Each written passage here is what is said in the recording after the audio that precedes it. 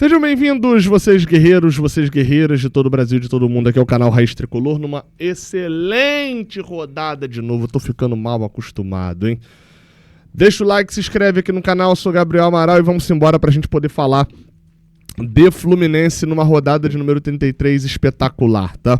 Ela já começou espetacular no sábado, seguiu boa no domingo e as nossas projeções, tanto para ir para a Libertadores, melhoraram e melhoraram bastante. Você vai entender os cálculos e a sequência também. E também um olhar sobre a vaga na Libertadores direto melhorou. Ainda não é expectativa alta nem nada disso não, mas melhorou um pouquinho a vaga, beleza? Vamos lá, cara, tabela tá aí na tela, aquela análise rápida dos resultados que aconteceram. Sport chegou a abrir 2-0 contra o Atlético Mineiro no sábado, tomou uma virada para 4-2 com boas falhas do goleiro Gabriel Vasconcelos, tá? O Galo ganhou por 4-2, eu vou voltar no Atlético já já. Aqui começam os resultados bons pro Fluminense. E sempre lembrando, como a gente não pega mais o Sport, e o Sport tá rebaixado, todo mundo que o Sport pegar é bom pra gente que ele vença, tá? Independente de qualquer coisa. A exceção do Palmeiras. O Vasco tomou 3-1 do Juventude. Comentei esse jogo num vídeo no sábado. Espetacular, né? Enfim, a vitória do Juventude, gol do Nenê. Essa vitória freou muito o Vasco. O Vasco podia ter diminuído a diferença. Era o óbvio que diminuísse a diferença nessa rodada, né? Fosse ele de 42-50 para se tornar 45-51. Seria uma diferença considerável de 2 pontos. Mas o Vasco perdeu em casa e não só isso, né? Foi para a terceira derrota seguida. 3 jogos no Rio de Janeiro na mesma semana, tomou 8 gols e só fez 1. Então, enfim, o Vasco deu uma derretida boa.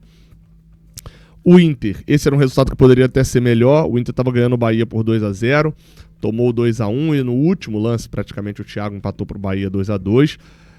Resultado ruim pra gente. Eu diria que foi o único resultado que eu olho na tabela e falo, esse foi ruim pra gente, tá? Pro Fluminense. Pra gente, como tricolor, vocês vão ver que tem outro.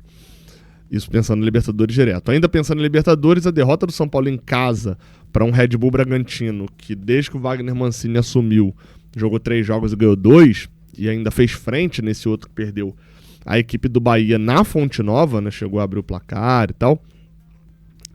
Mais uma vitória do Red Bull Bragantino. Trava o São Paulo. Uma rodada que eu esperava, e vocês me viram aqui falando, que a obviedade dessa rodada era que as diferenças nossas para o São Paulo caísse de 5 para 2 ou até no máximo 3, e para o Vasco a mesma coisa, tivesse caído de 8 pontos para 5 ou até para 6 se a gente conseguisse um empate. Nenhum desses dois ganharam, ninguém que veio atrás ganhou, e a gente ainda aumentou a diferença se parar para pensar em relação a G9. No domingo, o Corinthians perdeu em casa para o Ceará, e aí entra um pouco daquela gangorra que eu falo do Ceará, né? O Ceará simplesmente tem 2 vitórias nos últimos 3 jogos. Enfim, vem desempenhando o futebol, né? Não jogou bem com a gente no Maracanã, aí ganhou da gente no Castelão, faz um campeonato de meio de tabela. O Ceará e o Corinthians também, tá? Não é à toa que o Corinthians está em 13º, com 42 pontos, empatado com o Ceará, por exemplo. Ceará, Corinthians, Red Bull e Vasco, acho que fazem. E o Atlético Mineiro também fazem o mesmo campeonato. Campeonato de altos e baixos, mas que na hora do alto tiveram uma boa sequência. Positivo, que faz com que eles sejam sempre nesse bolo dos que querem brigar para brigar por uma vaga na Libertadores. O grande resultado da rodada, eu já falei que foi a derrota do Vasco e a derrota do São Paulo, mas o empate do Fluminense com o Cruzeiro foi essencial também, gente. O Cruzeiro está 8 partidas invicto. Se o Cruzeiro tivesse vencido o nosso jogo com os resultados da rodada, o Cruzeiro estaria com um jogo a mais, é bem verdade, mas estaria 2 pontos da liderança. Gente, 2 pontos.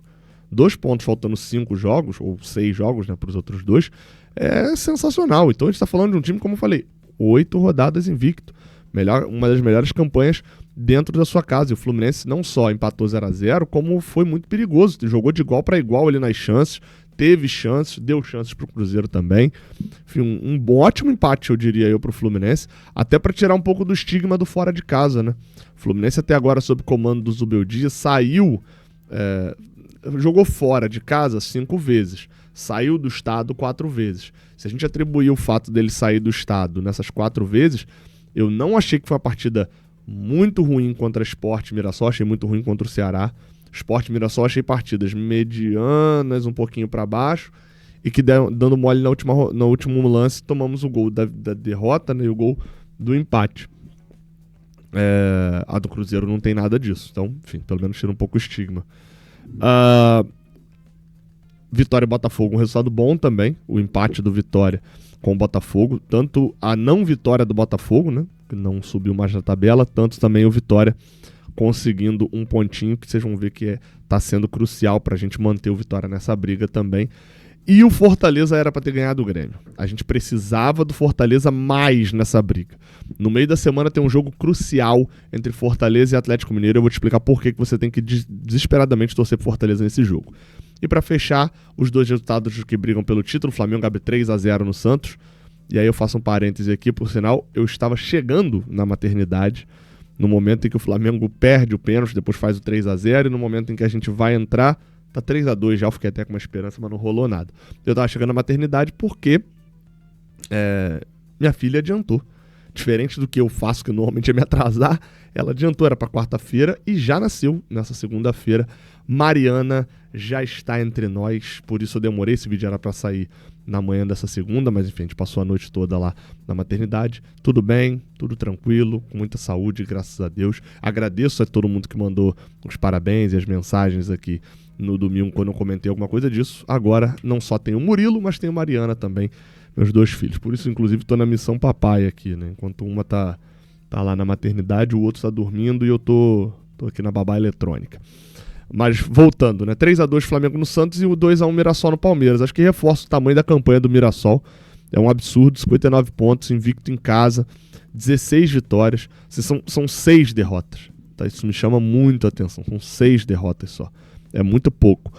E venceram o Palmeiras por 2-1. Voltou a empatar aqui na decisão do título, mas lembrando que o Palmeiras tem como se fosse um ponto a mais pelo número de vitórias, empata pouco o Palmeiras. Vamos lá, tá? Esse daqui foi o resumão da rodada. Agora eu vou falar sobre classificação para Libertadores. A nossa classificação planejada da pontuação para ir para Libertadores, a pontuação lá no site da UFMG, ela segue alta para 56 pontos, mas ela ainda aumentou, tá? Aumentou quase 10%. Então, hoje, se um time faz 56 pontos, ele tem 87% de chance de ficar no G7, tá? De ir para Libertadores. 87% para mim é uma chance muito sólida de estar nesse G7. Por isso que eu mantenho na minha meta de ir a 56 pontos. Gabriel, mas antes você projetava 58, esse cálculo aqui não está errado? Não, eu projetava 58, a partir do momento que abriu o G7, 56 se tornou suficiente para ser pelo menos pré-Libertadores. E a gente conseguiu uma coisa sensacional, gente. A gente está mantendo ponto positivo. Porque eu esperava um empate contra o Ceará, a gente perdeu, mas eu esperava um empate contra o Mirassol e a gente ganhou, e eu esperava uma derrota para o Cruzeiro e a gente empatou. Então, numa sequência que eu esperava 2 pontos, a gente está saindo com 4 pontos. Está saindo positivo. E agora vem mais 2 jogos onde eu também não esperava nada, tá? Fla-Flu e Palmeiras e Fluminense. O que vier é lucro. Dentro de uma tabela pensando no G7, tá? O pensamento é inicialmente no G7. A probabilidade de se tornar, de classificar para Libertadores, estando pelo menos em 6º ou 7º, que dá vaga na pré-Libertadores. Agora, em relação ao G6, em relação aos outros clubes, eu vou botar aí na tela agora nossos resultados planejados, a classificação planejada da vida dos outros, que inclusive me deram um nome muito bom, que é a classificação fofoqueira.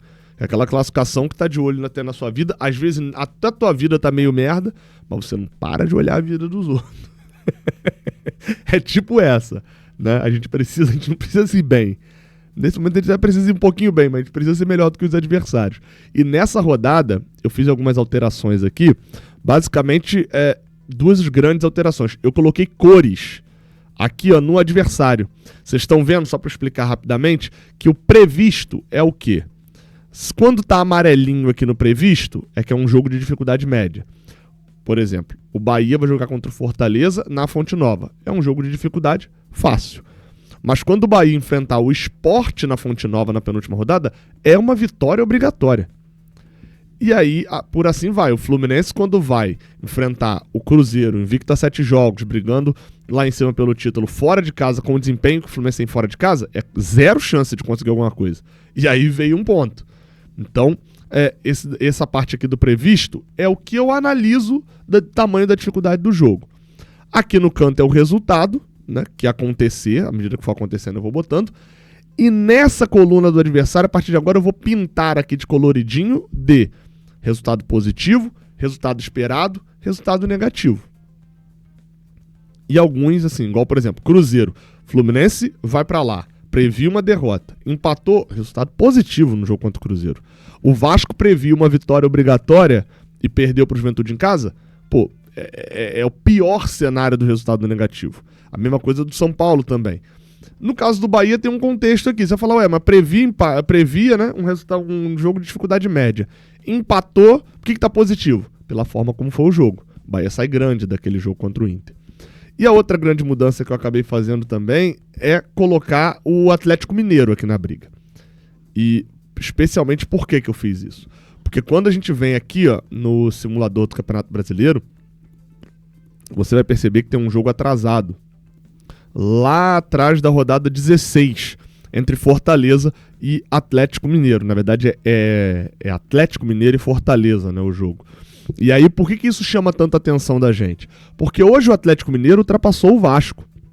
O Atlético Mineiro tem 43 pontos e tem um jogo a menos. Esse jogo atrasado contra o Fortaleza. Isso quer dizer que se o Atlético Mineiro ganhar o Fortaleza, ele vai a 46 pontos e ele diminui a diferença do oitavo pro Fluminense. Que hoje é o nosso recorte para ir para a Libertadores, pelo menos é o recorte do São Paulo. A gente aumentou essa diferença atualmente. A diferença iniciou a rodada em 5 pontos. Com o nosso empate e a derrota do São Paulo, essa diferença foi para 6 e pode voltar para 5 com o Atlético Mineiro empolgadíssimo, tá? Para vocês terem noção, o Atlético Mineiro, que eu mesmo não levava muita fé mais no campeonato, desde a estreia do Sampaoli ali, tal, depois daquele 3-0 que ele tomou pra gente, o Atlético Mineiro não só se classificou para a final da Sul-Americana, metendo um 4-2 no agregado contra o Independente Del Valle, mas também ganhou do Sport, empatou um clássico com o Cruzeiro, perdeu do Corinthians, mas venceu o Ceará, empatou com o Inter, venceu o Bahia, venceu o Sport. Então a gente tá falando de um time que tem uma derrota só nesse período, num jogo pro Corinthians. Apesar de não ter jogado muito bem contra o Ceará, mas enfim. Vai ser um time que vai estar numa campanha muito boa, a 5 pontos da gente. Tem o fato da final da Sul-Americana deles serem favoritíssimos contra o Lanús? Tem. Mas eu acho que a gente tem que ficar de olho e torcer principalmente para pelo menos um empate aqui nesse jogo. Fiz a tabelinha do Atlético Mineiro também, porque ele passou a incomodar, tá na frente do Vasco. Eu não acredito mais que o Vasco passe a gente no campeonato, nem acredito que o Atlético Mineiro vai passar. Mas, né, no creo em burras, pero que lo hay, né? E aí, enfim, esse jogo contra o Fortaleza, ele passa a ser crucial também, a gente pensando numa vitória contra o Fortaleza, do Fortaleza. Por quê? Vocês estão vendo que na última rodada tem Fortaleza e Botafogo no Castelão. E na próxima rodada tem Bahia e Fortaleza na Fonte Nova. E na penúltima rodada, na última rodada tem Botafogo no Castelão, Botafogo no Engenhão, e na penúltima rodada tem Atlético Mineiro no Castelão. Ou seja, o Fortaleza hoje joga 4 vezes contra times que a gente está brigando. Mais especificamente, os 2 que estão mais difíceis da gente alcançar. Botafogo e Bahia.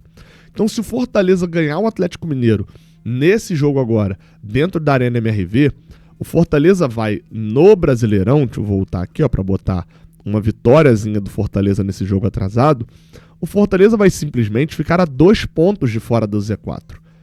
O Fortaleza vai empatar em pontos com o Santos. Ah, mas o Santos tem um jogo atrasado. Pô, beleza, irmão, o jogo atrasado do Santos é contra o Palmeiras. Muito mais difícil dele ganhar do que o Fortaleza ganhar o Atlético Mineiro. E aí na próxima rodada, quando o Fortaleza for entrar em campo contra o Bahia, ele vai estar num cenário real de possibilidade de escapada. E isso numa rodada onde o Vitória vai visitar um Red Bull Bragantino que vem em ascensão e que o Santos vai receber o Mirassol.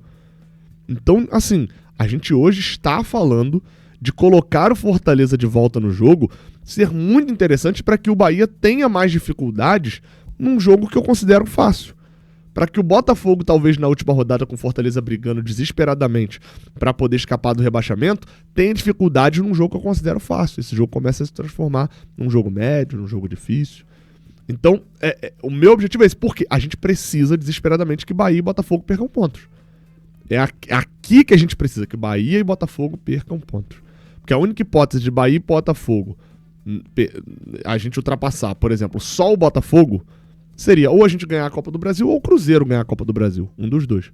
Então, e considerando a dificuldade da tabela, a gente percebe que eles têm mais possibilidades. Então, é tentar dificultar um pouquinho a vida deles. E como? Torcendo pro Fortaleza ganhar um jogo que é a vitória obrigatória do Atlético Mineiro dentro de casa contra eles nesse momento, nesse jogo atrasado.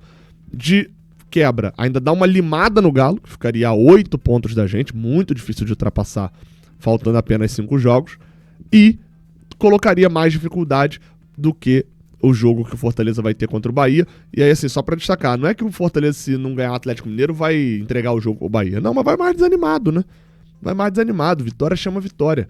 Na última rodada, então, com o Botafogo é loucura. Se o Fortaleza chegar rebaixado, acabou. O Botafogo ganha um jogo com o pé nas costas.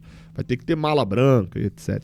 Então acaba que a gente vê uma predominância do Fortaleza hoje, pra mim, da necessidade de que o Fortaleza já esteja próximo a escapar.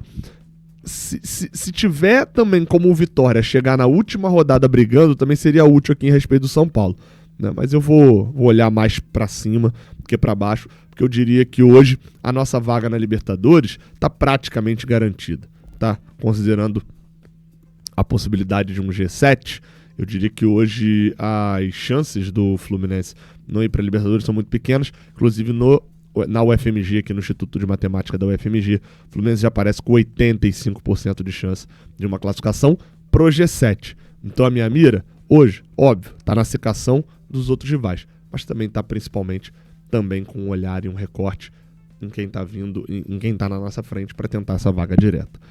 Então é isso, tá? Tamo junto, não se esquece de deixar o like aqui embaixo, se inscrever aqui no canal. Até a próxima, valeu!